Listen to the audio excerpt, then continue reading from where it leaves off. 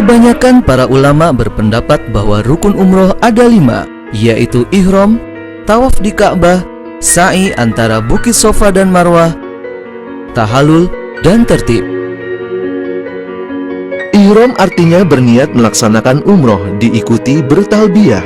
Bagi yang melaksanakan umroh, hendaknya mempersiapkan diri dengan membersihkan diri, antara lain menggunting kuku, mandi seperti mandi junub, bersuci, pakai wangi-wangian di badan, kemudian melakukan sholat ihram 2 rakaat.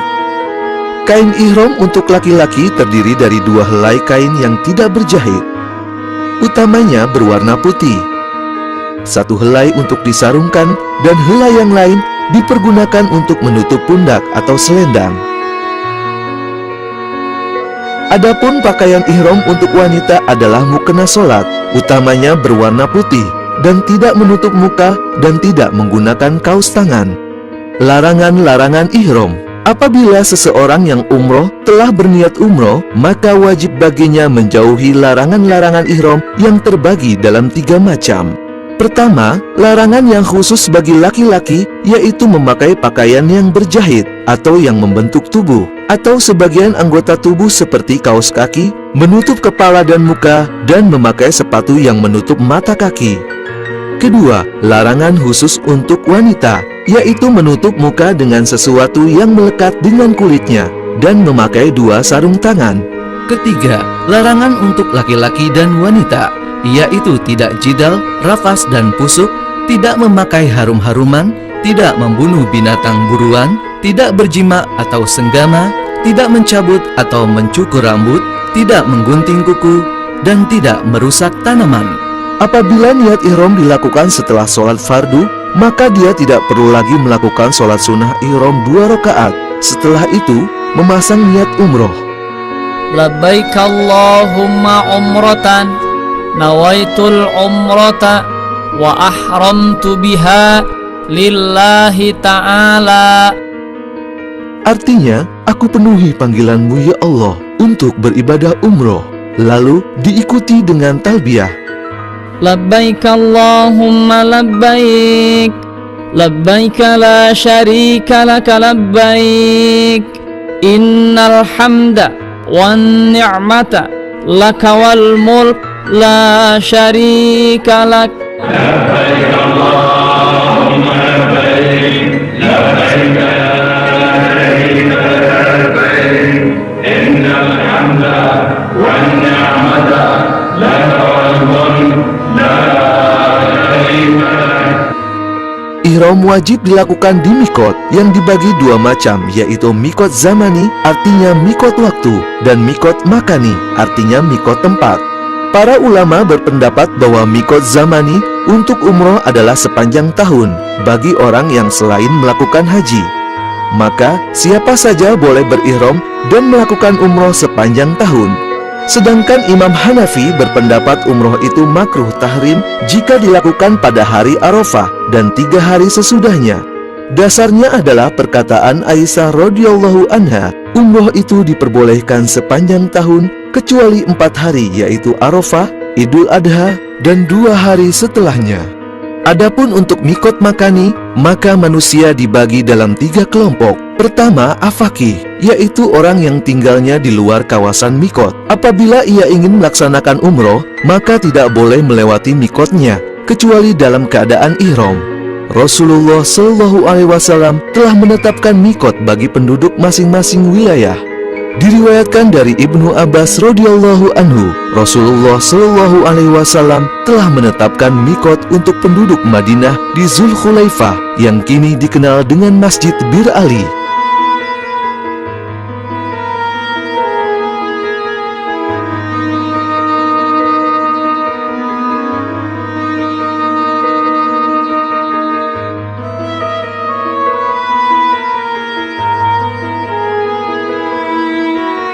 Bagi penduduk Syam di Al-Zufa yang sekarang berihram di Rabi, penduduk Najd di Kornul Manazil, sedangkan bagi penduduk Yaman adalah di Yalamlam. Kemudian Rasulullah Shallallahu Alaihi Wasallam bersabda, mikot-mikot tersebut adalah bagi masing-masing penduduknya dan juga bagi siapa saja yang melewatinya yang berniat untuk melakukan haji dan umroh. Yang kedua mikoti, yaitu orang yang tinggalnya di kawasan mikot atau yang searah dengannya atau daerah setelah mikot sampai ke daerah Mekah, tapi masih di luar kawasan tanah haram. Maka mikot mereka adalah dari mana mereka akan melakukan umroh, dengan dalil sabdanya Rasulullah Shallallahu Alaihi Wasallam. Dan barang siapa yang tinggal di kawasan mikot atau setelahnya, maka mikotnya adalah dari mana dia berniat. Ketiga haromi, yaitu orang yang tinggal di kawasan tanah haram Mekah, maka mikot mereka adalah luar daerah tanah haram. Apabila mereka ingin melakukan ibadah umroh, sebaiknya mereka pergi keluar tanah haram, walaupun hanya 1 langkah, dan dari sana mereka berniat ihram untuk umroh. Dalilnya adalah hadis Rasulullah Shallallahu Alaihi Wasallam yang diriwayatkan oleh Aisyah radhiyallahu anha. Beliau berkata, "Hai Rasulullah, apakah kamu berangkat melaksanakan haji dan umroh? Padahal aku berangkat melaksanakan haji saja." Lalu Rasulullah Shallallahu Alaihi Wasallam memerintahkan Abdurrahman bin Abu Bakar untuk mengantarkan Aisyah ke Tan'im dan melaksanakan umroh dari sana setelah melakukan haji di bulan Zulhijjah. Hadis riwayat Bukhari dan Muslim.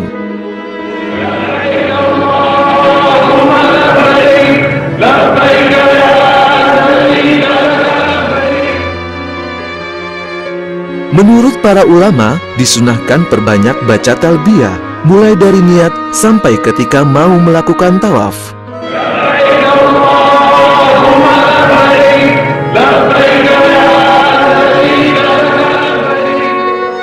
Tawaf. Apabila seseorang yang melakukan umroh telah berada di kota Mekah, maka hendaklah bersegera menuju Masjidil Haram. Dimulai dengan memasuki Masjidil Haram dari pintu mana saja dan berdoa masuk masjid. Setelah itu, masuklah menuju areal tawaf. Ketika melihat Ka'bah, maka berdoalah. Areal tawaf di Masjidil Haram berupa halaman luas dengan lantai batu marmer yang di tengahnya berdiri Ka'bah Baitullah, Makom Ibrahim di depan pintu Ka'bah, dan Hijr Ismail berupa bangunan tembok setinggi 1,5 meter berbentuk setengah lingkaran. Untuk memulai tawaf, berdirilah dengan posisi sudut Hajar Aswad di sebelah kiri kita dan neon hijau yang ada di atas masjid di sebelah kanan kita. Karena saat ini garis batas untuk memulai tawaf yang berupa marmer berwarna coklat telah dihilangkan untuk menghindari berdesakan. Jangan lupa untuk membuka bahu kanan kita atau ittiba. Disunahkan sebelum memulai tawaf untuk mencium Hajar Aswad. Namun, karena padat dan berdesakan, cukup dengan melambaikan tangan kanan ke arah sudut Hajar Aswad sambil mengucapkan Bismillahi Allahu Akbar dan dikecup. Lalu, berjalanlah memulai tawaf mengelilingi Ka'bah dengan membaca doa apa saja yang dipahami atau yang dianjurkan melalui buku-buku manasik umroh dan haji.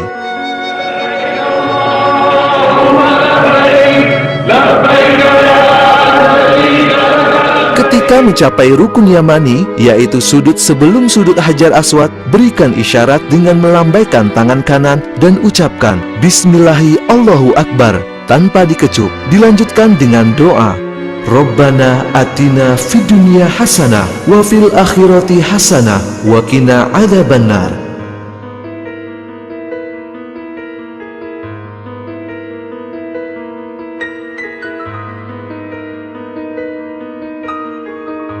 Hingga mencapai sudut Hajar Aswad. Sesampai di sudut Hajar Aswad, berhenti sejenak, lalu kembali beri isyarat dengan tangan kanan sambil membaca Bismillahi Allahu Akbar, lalu kecup. Lanjutkan tawaf putaran kedua dan seterusnya hingga 7 putaran sempurna. Jika di tengah perjalanan tawaf kita batal wudu, maka berhentilah dan ingat di putaran berapa kita terakhir tawaf.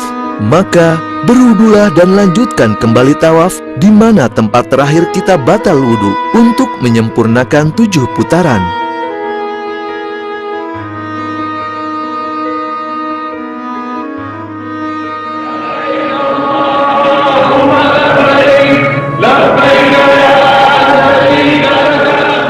Selesai tawaf 7 putaran, berjalanlah menuju Makom Ibrahim, sehingga posisi kita menghadap Makom Ibrahim dan Ka'bah.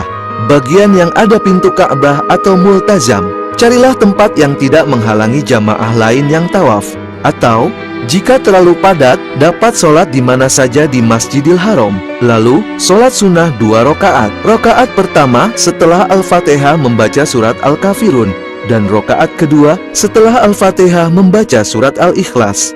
Lalu, berdoalah.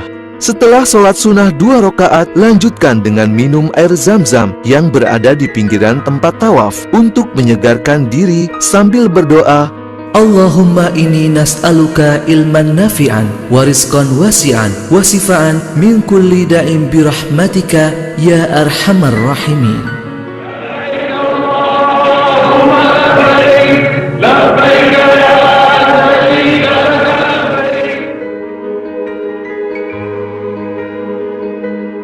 Sa'i.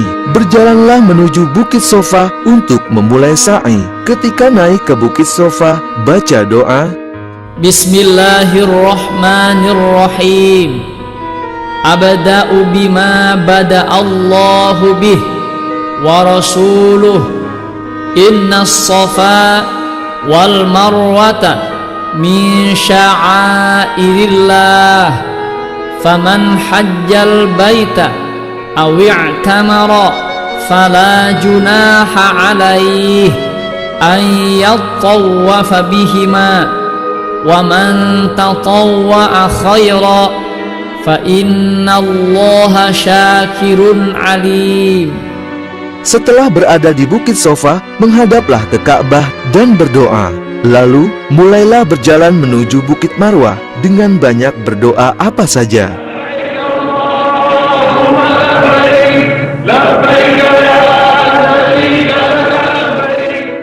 Ketika tiba di antara 2 lampu atau pilar hijau, maka berlari kecil sambil membaca doa.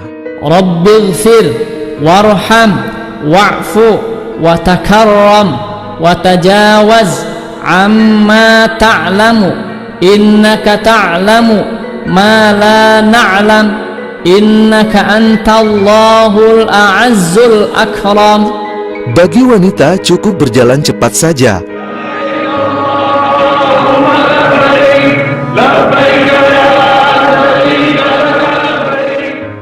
Lintasan sa'i saat ini telah diperluas dan terdiri dari 3 lantai dan biasa dipakai adalah lantai 1 dan 2. Untuk jamaah yang menggunakan kursi roda, maka lintasan sa'i berada di tengah. Setelah melewati 2 pilar hijau, berjalanlah kembali hingga sampai Bukit Marwah dan ketika mendaki, bacalah doa. Inna as-safa wal marwata min sya'airillah. Faman hajjal baita aw i'tamara fala junaha alaih an yattawwafa bihima wa man tatawwa'a khairan fa innallaha syakirun alim. Ketika di atas Bukit Marwah, bacalah tuntunan doa yang ada atau doa yang lain yang dipahami. Dari Sofa ke Marwah terhitung 1 putaran, dan dari Marwah ke Sofa 2 putaran, sehingga putaran ke-7 akan berakhir di Bukit Marwah. Dianjurkan ketika melakukan sa'i dalam keadaan bersuci atau berwudu. Namun, jika batal di tengah-tengah melaksanakannya, maka tidak mengapa. Selesaikan sa'i hingga 7 putaran.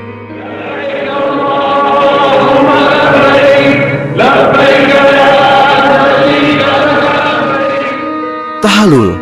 Selesai melakukan sa'i 7 putaran, maka rangkaian ibadah umroh diakhiri dengan tahalul, ditandai dengan menggunting rambut, minimal 3 helai bagi laki-laki dan 1 ruas jari bagi wanita. Dan Rasulullah Shallallahu Alaihi Wasallam memerintahkan digundul bagi laki-laki.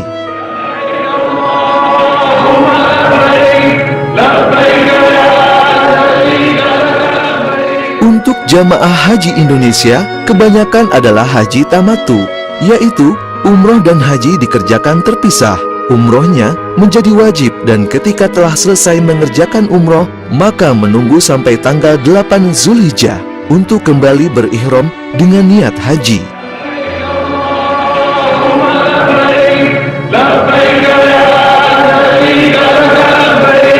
Innal hamda wa ni'mata lak